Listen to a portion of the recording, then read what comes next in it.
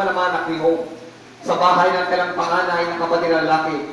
Verse 14, wala ka rin dumating kay Job ang isa niyang tauhan. Sinabi niya, kasalukuyan po namin pinag-aaralan ang bakat ng nanginay naman ang asno. Nang dumating ang sabeyo, kinuha po nila ang bakat ng asno at pinatay po ang aking kasama. Ako lamang po nakatakas upang magbalita sa inyo. So, yung kalahati, yung halos 1/3 ng asset ni Job, libas. Nako nyo? Verse 16.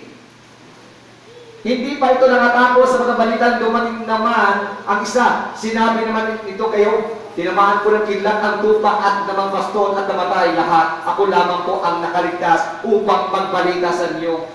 So, ibig sabihin, ito ang pinakamalaking asset. So, halos 90% or 80% ng asset ni Job, ubus na.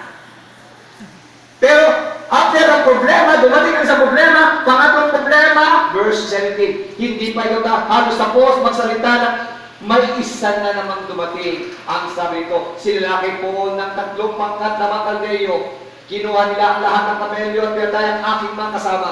Ako lamang po ang nakatakas upang magbalita sa inyo. Ubos ang kabuhayan